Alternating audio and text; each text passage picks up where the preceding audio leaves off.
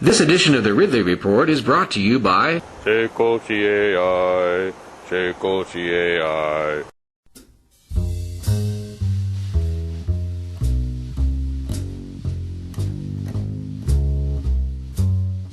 So I'm not going to be able to tape the whole class, but I would just like to give you guys a little snippets of what it's like in the class.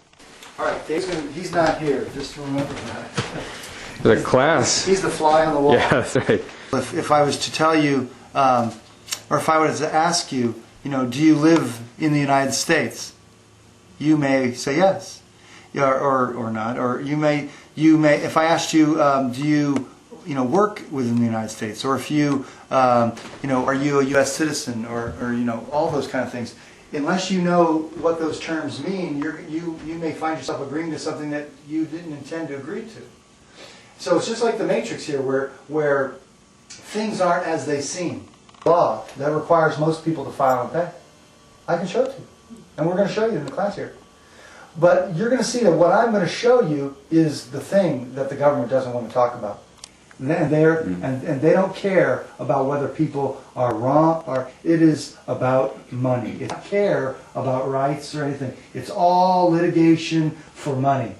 Those who profess to favor freedom and yet depreciate agitation are men who want crops without plowing up the ground. They want rain without thunder and lightning. They want ocean without the awful roar of its waters. The limits of tyrants are prescribed by the endurance of those whom they oppress. Powerhouse. And so the trouble with that is that it's a conflict of interest. So they're all slaves by this definition. It says neither slavery nor involuntary servitude. We can talk about. He's talking about prisoners. Yep. And it says excepted, properly convicted, and there's plenty of people in prison who have not been duly convicted. They are being held. They are many times political prisoners. We're not getting our money's worth. They're in there watching TV, and they're not out working and doing all of the public work that we need done. I want to make sure that it didn't come off out of context. That last bit he was saying inside this beautiful house was mainly just pointing out the only reason we don't have slavery in our prisons is because public sector unions would go out of business. Anyway, from the beautiful hills of the Lakes region in Wolfeboro, New Hampshire, that's a quick look at Chris Skronsky's Constitution class. Of course, there's much that I didn't videotape that you'd have to come to the event yourself to experience it.